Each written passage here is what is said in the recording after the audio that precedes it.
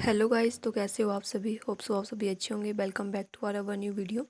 तो आज का जो हमारा टॉपिक है वो है औद्योगिक श्रम और ट्रेड यूनियन आंदोलन। तो चलिए स्टार्ट करते हैं आज की हमारी वीडियो बिना देरी किए हुए। भारत में वास्तविक अर्थ में औद्योगिक मजदूरों का जन्म 1850 से 55 के बीच हुआ, जब देश में पहली कपड़ा मिल तथा पहली रेल तथा खानों से काफ़ी कोयला निकाला गया। इस प्रकार यह कहा जा सकता है कि श्रमिक संघ श्रमिकों और पूंजियों का वह संगठन होता है जो उद्योगपतियों से शोषण की सुरक्षा से मुक्ति और श्रमिकों के अधिकारों तथा हितों की रक्षा के लिए संगठित होकर कार्य करते रहे हैं। ब्रिटेन के पीएम ब्रिस्टर चर्चिल ने श्रमिक संघ को स्थायित्व तथा प्रगति की आत्मा माना है। श्री वी गिरी ने श्रमिक संघों को आर्थिक हित के लिए आवश्यक अंग मानते हैं। आवश्यक अंग उन्होंने आर्थिक हित के लिए श्रमिक संघों को माना है। निष्कर्ष के तौर पर श्रमिक वर्ग की अपने आप में एक क्रांति है। निष्कर्ष के तौर पर हम कह सकते हैं कि श्रमिक वर्ग की अपने आप में एक क्रांति थी। इतिहास में मजदूर वर्ग के असंतोष का पहला प्रभाव 1877 में देखने को मिला, जब मजदूरों की दरों को लेकर प्रश्न उठता है तथा नागपुर के प्रेस मिल के मजदूरों ने प्रेस मिल के लिए पहली हड़ताल की। इसके पश्चात 1882 से 1890 के बीच मुंबई तथा मद्रास की एजेंसियों में 25 हड़तालें की गई है। ये सभी हड़तालें जुर्माना और प्रकृति को लेकर की गई थी। श्रमिक संघ के विकास को दो भागों में बांटा जा सकता है। नंबर 1 19वीं शताब्दी में विकास और दूसरा है 20वीं शताब्दी में विकास। सबसे पहले हम बात करेंगे 19वीं शताब्दी में विकास। 19वीं शताब्दी में उद्योगपतियों ने संघ बनाकर श्रमिकों के विरुद्ध अपने हितों की रक्षा करने के प्रयास किए तथा उनके पक्ष में 1860 में एक अधिनियम पारित हुआ जिसका नाम था श्रमिक संविदा भंग अधिनियम। मालिकों के संघ को चैम्बर्स ऑफ कॉमर्स कहा जाता था। श्रमिक समाज में जागृति लाने का काम एन.एम. लोखंडे ने 1884 में किया था। इन्हें श्रमिकों का पहला नेता भी कहा जाता है। अप्रैल 1890 में बम्बई में 10,000 श्रमिकों का एक सम्मेलन हुआ, जिसमें श्रमिकों के लिए सप्ताह में एक अवकाश, दोपहर में 1 घंटे की छुट्टी, काम करने पर दुर्घटनाग्रस्त मजदूरों को नवाजा, इन सभी से नवाजित किया गया। सरकार ने इस पर सहमति प्रकट की और इसी से प्रभावित होकर एन.एम. लोखंडे ने बम्बई मिल ऊना एसोसिएशन की स्थापना की, जो प्रथम श्रमिक संस्था के रूप में स्थापित हुआ। 1891 में द्वितीय कारखाना अधिनियम पारित हुआ, जिसमें स्त्रियों की स्थितियों में सुधार को लेकर बच्चों के काम करने की न्यूनतम आयु, बच्चे के लिए काम करने की सीमा अवधि निश्चित की गई।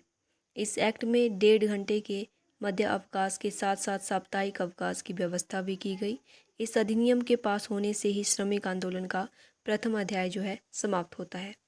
नेक्स्ट जो हमारे पास पॉइंट है वह है 20वीं शताब्दी में श्रमिक संघों का विकास। 1904 से 14 के बीच दो कारणों ने श्रमिक आंदोलनों को बढ़ावा दिया। नंबर 1 बंगाल विभाजन और नंबर 2 स्वदेशी आंदोलन। 20वीं शताब्दी के दौरान विभिन्न संघों का जन्म हुआ, जिसमें से प्रमुख था बम्बई पोस्टल यूनियन। 1911 में फैक्ट्री अधिनियम पारित हुआ, जो श्रमिकों की सुरक्षा और स्वास्थ्य से संबंधित था। मजदूरों की सबसे महत्वपूर्ण हड़ताल 22 जुलाई 1948 को दी गई सजा ये मजदूरों की राजनीतिक हड़ताल थी, जहां यह लगातार 6 दिन तक चलती रही। हम बात करेंगे ट्रेड यूनियन आंदोलन की। भारत में मजदूरों में एकता का अभाव था। शिक्षा एवं चेतना की कमी के कारण वे अपने अधिकारों के प्रति सचेत नहीं थे। यही कारण था कि कारखाना मालिकों द्वारा उनका शोषण किया जाता था। कम वेतन तथा सुविधाओं के अभाव में उनकी स्थिति दिन प्रतिदिन बदतर होती चली गई। मजदूरों को संगठित करने का पहला प्रयास एन.एम. लोखंडे ने 1884 में किया। उसने बम्बई की वस्त्र मिल के 5,000 मजदूरों के हस्ताक्षर करवाकर ब्रिटिश सरकार के सम्मुख एक मांग पत्र प्रस्तुत किया। लोखंडे के प्रयासों से मजदूरों को एक नया दल मिला और कुछ ही वर्षों में amalgamated society of Bombay, servant of India and Burma, printers union, postal union आदि संगठनों की स्थापना की गई। भारतीय मजदूरों पर रूस की बोल्शेविक क्रांति 1917 तथा कार्ल मार्क्स के विचारों का भी बहुत प्रभाव पड़ा। कार्ल मार्क्स ने अपनी पुस्तक दास कैपिटल में विश्व के मजदूरों को संगठित होने का आह्वान किया। उनके विचारों के फलस्वरूप ही रूस की 1917 की क्रांति जो है सफल हुई। ट्रेड यूनियन संगठन का पहला प्रयास बीबी बारिया ने 1918 में मद्रास श्रमिक संघ की स्थापना के रूप में किया, लेकिन इस संगठन में सफलता अधिक नहीं थी तथा 1918 में मजदूरों का पक्ष लेकर महात्मा गांधी ने अहमदाबाद कपड़ा मिल श्रमिक संघ की स्थापना की। विश्व के मजदूरों की समस्याओं का निवारण करने के लिए 1919 में अंतर्राष्ट्रीय मजदूर संघ का गठन किया गया।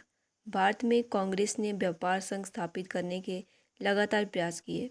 अतः 31 अक्टूबर सन 1920 को अखिल भारतीय ट्रेड यूनियन की स्थापना की गई। इस यूनियन का पहला पद लाला लाजपत राय को प्रदान किया गया।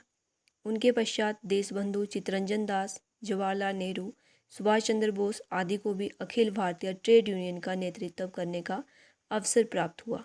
परंतु 1926-27 में भारतीय ट्रेड यूनियन का विभाजन हो गया और दो गुटों सुधारवादी एवं क्रांतिकारी में विभाजित हो गया।